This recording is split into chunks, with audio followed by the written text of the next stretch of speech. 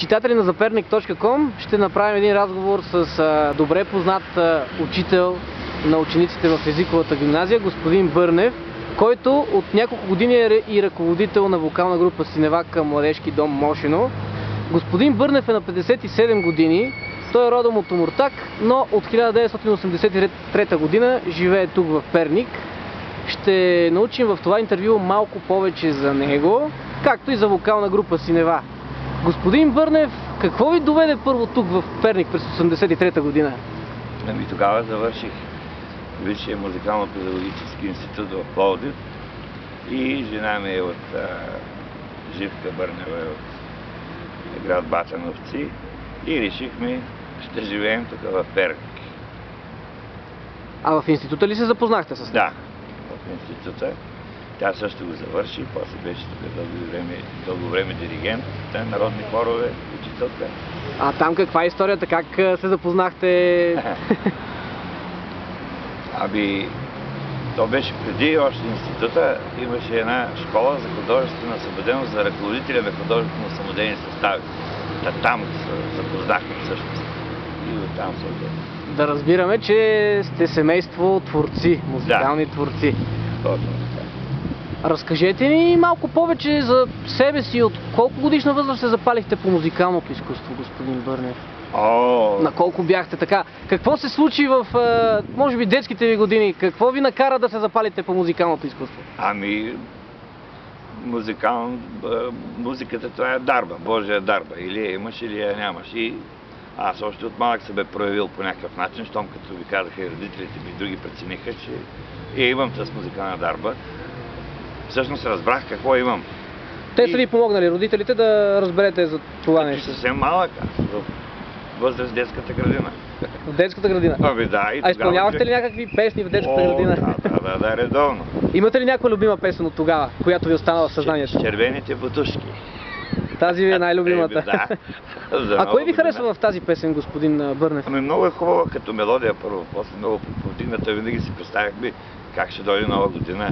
Тогава до мраз, сега до Коледа, подаръци и с нетърпение. Добре, казвате тогава и сега. Има ли някаква промяна в празнуването на Коледа, на Нова година, тогава, в тези години, когато сте бил малък, и сегашните днешни времена, 21 век? Има, разбира се, ама този въпрос е вече много дълбок. Тогава времената съвсем други бяха, идеологията беше друга. А как ви харесва? Тогава ли ви харесваше повече или сега празнуването на тези празници около Коледа? Всеки празник си е хубав. Тогава то не може да не ми харесва, още повече сме били деца. Това е детството ни, в край на краищата. Такова е било. Сега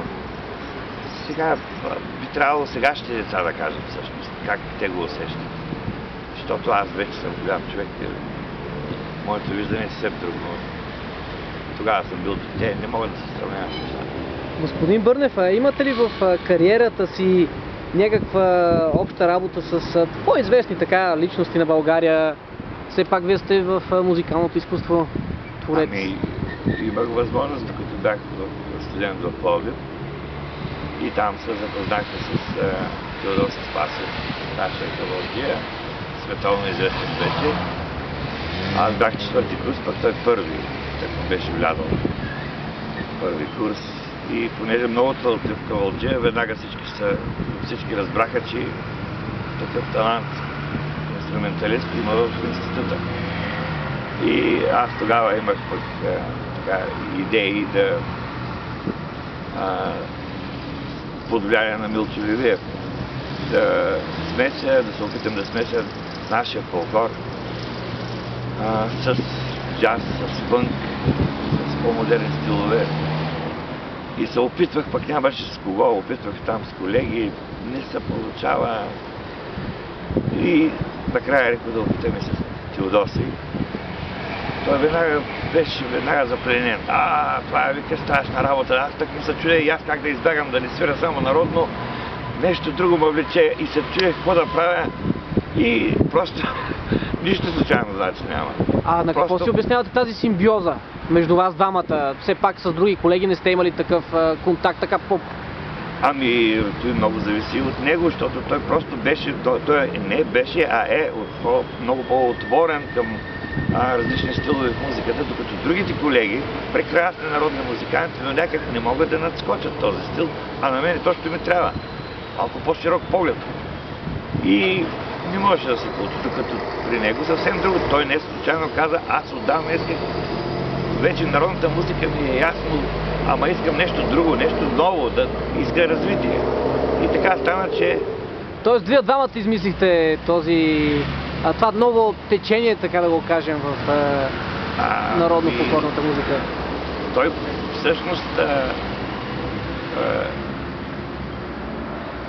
всъщност аз търсех някой, чрез който да реализирам моите идеи и той се оказа способен, макар че изобщо не тръгна така гладко всичко, защото и за него беше съвсем пък чуждо и за този стил джаза.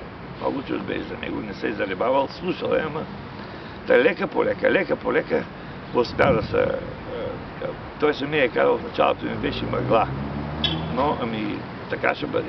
Но после всичко взе да си идва на мястото, той вече много го надрасна след всичко това. Той вече смесва нашия фолклор с всякакъв стил музика, може да смесва. А господин Бърнев, имате ли някакви общи проекти с господин Теодосий Спасов? Тогава имахме с групата Джаз Линия в Пловдив. Веселин Койчев, който пък дълги години след това беше ръководител на бели, зелени и червени от Пловдив. Дочо Панов, Бог да го прости, и Теодосий. И аз им пишех в този стил. Фолк, джаз, фънк, музика и те изпълняват. Така тръгнаха нещата. Може ли да се наречете перничанин вече, след като живеете от толкова години тук в Перник? Усещате ли го така вътре в себе си? 30 години са все пак това. Как да кажа, наистина 30 години хич не е малко. Не мога да кажа, съм перничанин, ама някакси вече не мога да кажа, някакси по-далеч ми моя край. И просто съм българин, тук живея между българи, хубави хора, тук много хубави хора има, много хубави хора познавам, приятели големи имам. И се чувствам тукашен човек един вид. Чувствате се местен? Пък като ме питат, откъде, какво, сега да обяснявам, откъде идвам, как станало да правя, казвам от Перник и да си мислят какво. Господин Бърнев, разкажете ни за вокална формация, вокална група Синева. Там как започна всичко? Как станахте ръководител преди няколко години? Как се случи това? Аз от 3 години вече ги водя, момичетата, а преди това тя е създадена от Методи Драганов, мой колега. В това време аз си бях учител в езиковата гимназия и там си водех мои момичета. Някои от тях идваха и тук от тази вокална група. А пък там след колко време госпожа Пенкова ми се обади и имам желание да поема групата. Но хубаво, защо не, аз обичам да се занимавам с младите хора, талантливи. И така почна и от 3 години имаме успехи. Момичката много хубаво пеят. Кои за вас са най-големите успехи за тези години? На кое състезание, може би паметно? Или на кое представяне, на кой концерт? Групата си. Да, за групата са успехи. Най-големият успех беше преди 2 години. За пръв път изобщо отидохме на национален конкурс за пеене. И 3 момичета бяха. Иления Валенте, Карина Димова и Габриела Неделкова, и 3 се върнаха с медали. Иления златен медал, Габриела сребърен и Карина бронзов. Това как ви въздейства, когато ги видяхте с 3 медала? Как се почувствахте? Аз просто бях уверен, че те не могат да не спечелят нещо, да не ги наградят, защото знам, че пеят много хубаво, не сте работили. И очаквах, че нещо ще ги наградят. Но така стана, че просто 3 медала от първия път и за тях беше голямо изживяване това нещо. Даде им стимул да работят пак. И това беше всъщност като награда най-голямото. Иначе като преживяване, може би в рок-клуба на Ицо, рок-н-рол кафето в квартала. Там 2-3 пъти свирихме, бяхме и последния път, пак беше преди 2 години май, беше невероятно преживяване, незабравимо. Цялото кафе пълно догоре. Те застанали срещу, няма къде да се стои публиката, срещу певиците стоят, срещу групата и всички пеят с тях. Ама беше нещо невероятно. Това нещо и те не го забравят никога. А господин Бърнев, какви са вашите амбиции за вокалната група? Какви са вашите мечти? Как искате да се развие групата в бъдеще? Амбициите винаги са за нещо добро, разбира се, за успехи, но... Какви са целите на групата сега като ръководител? В какво се целите? Може би някой международен вече конкурс? Там национален сте печелили? Чак такива амбиции няма и смисъл да има. Ако ще има нещо да бъде добро, то ще дойде. Въпросът е ние да се трудим, но лошото е, че има на такава основа са поставени нещата, че има текучество. Ето сега трети, които ги споменах, трети момичета, великолепни певици, и трети станаха студентки, завършиха, тръгват по техния си живот и можем, разбира се, да идват да ни помагат да участват някъде, но ако имат време. А през това време ни трябва да работим и затова с малки момичета, ученички пак от моето училище, от икономиката и работим пак. Въпросът е, че трябва да има развитие. Те не идват готови певици. Трябва да се учи пак всичко от начало. А трудно ли се, така да се каже, дялка, една нова певица? Едно момиче, което все още, разбира се, не е певица. Трудно ли се дялка? Ами, всичко е труд. Няма как. То има такива хора с 99% таланта, но ние не сме в тях. Като господин Теодосий Спасов. Да. Макар че това са труд. Да. Всичко се става с работа и с любов към работата, с обич. Те го имат, пее им се, харесва им и дават всичко от себе си, аз им помагам и така. А приемате ли нови членове в формацията сега, ако някое момиче пожелае тук да дойде да пее? Разбира се, че приемаме, но все пак трябва да има някаква музикална дарба. Защото има и хора, които Имало ли такива момичета, които идват и нямат музикална дарба и вие го казвате в очите, че не става? Да, няма смисъл да се продължава, защото казах пак, това е дарба. Или имаш, или не. Тя не може да се придобива.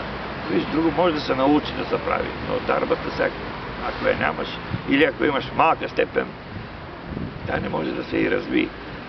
Все пак някаква дарба, която с работа вече може да се развие и да се получи. Да се надрасне, имате предвид дарбата. Господин Бърнев, какво е пожеланието ви към перничани? Към перничани, към българи, към всички тези, които ще видят? Към перничани, тук живеем. Аз ги обичам, хубави хора са. Пожелавам им най-напред, разбира се, здраве. Здраве. Пожелавам им и всеки ден се моля да не се повтаря голямото премеждие, което изживяхме миналата година всички. Да бъде Бог добър към нас, да не се повтаря това нещо. Оттам нататък успех на всички перничани да мислят за Перник най-много тези, които ръководят града. Да мислят за Перник, за хората в Перник. Те са хубави хора, могат много да направят. Стига да им се даде възможност. Обществото, смятате ли, че им дава възможност? Обществото? Явно не. Явно не, защото погледнете колко хора работят от Перник в София или някъде. Ходят не са тука. А града има нужда от тях. И ще бъде хубаво за всички, но има си ръководители, които трябва да мислят по този въпрос, но не може и така, това просто е смешна, жалка работа. Перничани, не можем да се живеем в града като хората, да даваме всичко от себе си за развитието, да се чувстваме всички нормално добре тук, а да ходим на други места, като прокудени също. Благодаря ви, господин Бърнев.